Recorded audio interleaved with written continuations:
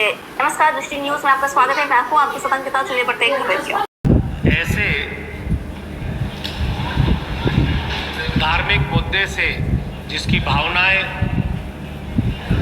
न केवल भोपाल बल्कि पूरे मध्य प्रदेश में एक आम जनमानस, किसी भी समुदाय और धर्म का व्यक्ति हो, उससे जुड़ी है। एक फोल्डर आप सबको दिया होगा।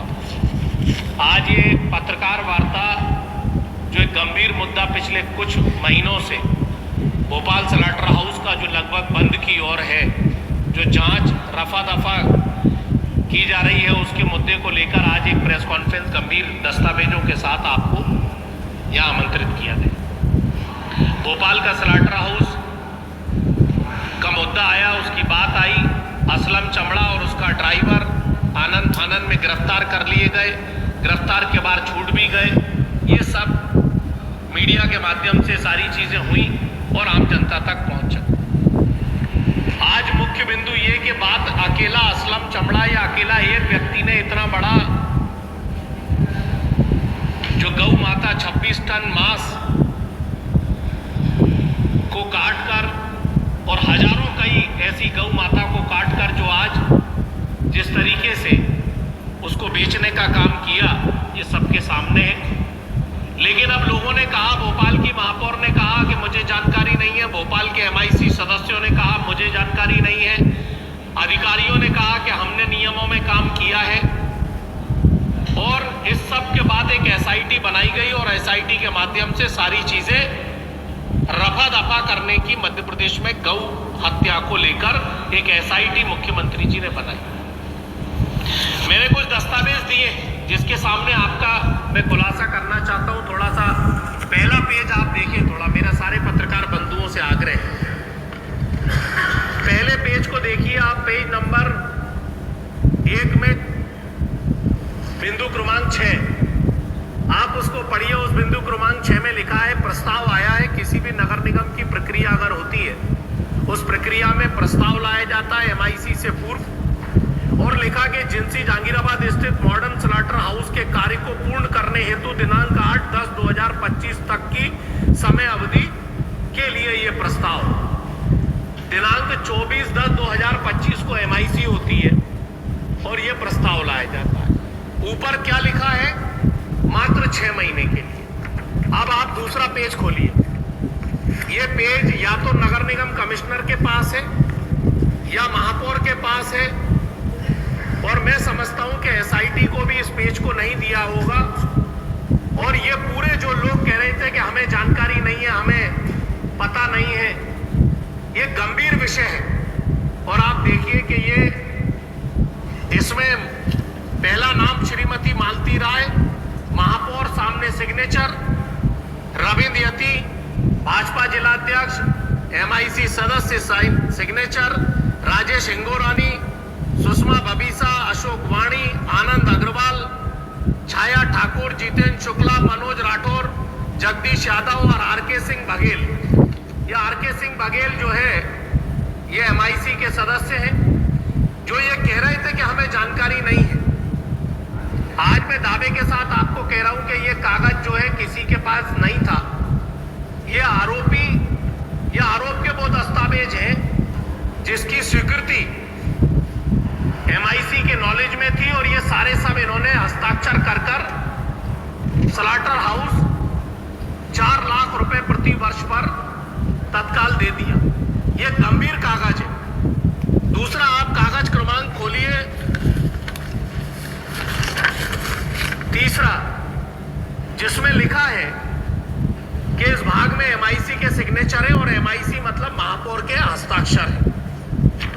तीसरा गंभीर कागज, जिसको जांच पर दूसरे कागज दिए गए, लेकिन मूल फाइल के दस्तावेज में इस कागज को लगाया गया है।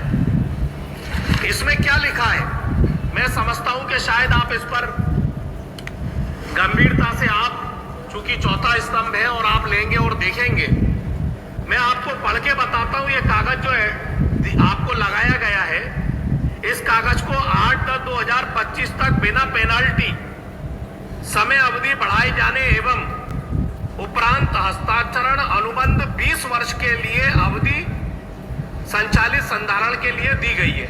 ये आप देखिए यहां लिखा है। और एक कागज मैंने आपको अभी सबमिट करा है, एक अलग से लगा है वो कागज। उस कागज को देखिए, जो ये कागज मैंने आपको दिया है, इस कागज में लिखा है बिना पेनाल्टी समय अवधि दिनांक 28/3/2024 से 31/12/2024 प्रदान किए जाने की स्वीकृति हेतु नस्ती। मतलब पहले पेनाल्टी लगाई गई, उस पेनाल्टी के बाद इस पेनाल्टी को माफ किया गया। जो पेनाल्टी करोड़ों रुपए की थी, थोड़ी बहुत पेनाल्टी नहीं थी 10, 50, 100 रुपए की, 2000 रुपए की, करोड़ों रुपए की पेनाल्टी अधिकारियों और एमआईसी मेंबर उन्होंने माफ करी। जनता को गुमराह करने का काम कैसा करा कि पहले लिखा 6 महीने के लिए जो प्रस्ताव आया, और फिर उसमें ये देखिए आप, ये कागज मैंने आपको दिया है, इसमें 20 वर्ष के लिए लगातार असलम चमड़े को दे दिया। अब आप एक कागज देखिए, कागज नंबर 6, ये जिसमें हस्ताक्षर है डॉक्टर एनम के।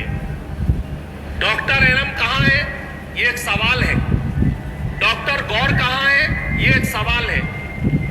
उदित गर्ग कहां है, ये एक सवाल है। इस सारे मामले में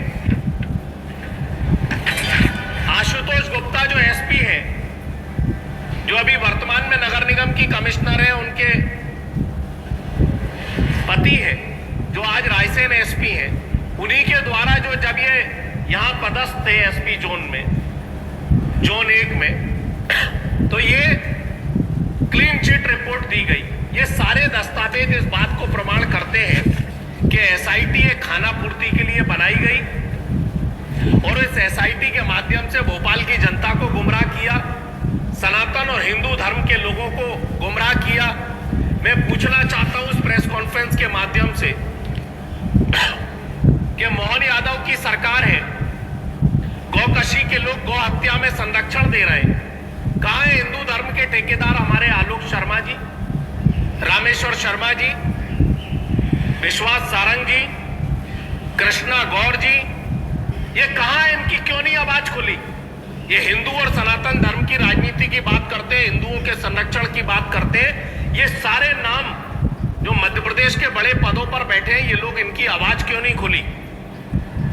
सवाल नंबर 1 है, एसटीएफ की जांच जो एसआईटी गठित की गई थी, वो रफा दफा के लिए की गई थी। कल असम चमड़े की जमानत हुई कि करोड़ों रुपए की जमीन 4 लाख का आकलन कैसे हो गया? वो ट्रक कहां है जो उस रात पकड़ाया गया था? वो मांस कहां है जो उस रात पकड़ाया गया था? और स्पष्ट जांच रिपोर्ट में हुआ कि वो गऊ का मांस है। आज ये सवाल पैदा होते हैं, इसीलिए ये प्रेस कॉन्फ्रेंस बुलाई इन दस्तावेजों को देने के लिए। 6 महीने के लिए प्रस्ताव आता है, अंदर कागजों में हस्ताक्षर करते हैं, लेन देन होता है, और 20 वर्ष की बढ़ाई जाती है। ये सारे सवाल सनातन और हिंदू धर्म की सरकार है, इस पर पैदा होते हैं, और इस जानकारी को हम लेकर भोपाल पुलिस कमिश्नर को देंगे। और एसआईटी जो रफा दफा करने की आज हिंदू और सनातन धर्म और गौ माता के हत्यारों को बचाना चाहती है, ये हम होने नहीं देंगे। इसलिए इन दस्तावेजों का मेरा सारे पत्रकार बंधुओं से आग्रह है कि इन हस्ताक्षर वाले कागज जो पूरी एमआईसी के साइन है, इस बात को आप चौथे स्तंभ के माध्यम से आपको बढ़ाना पड़ेगा, जिससे गौ माता और सनातन धर्म की रक्षा हो।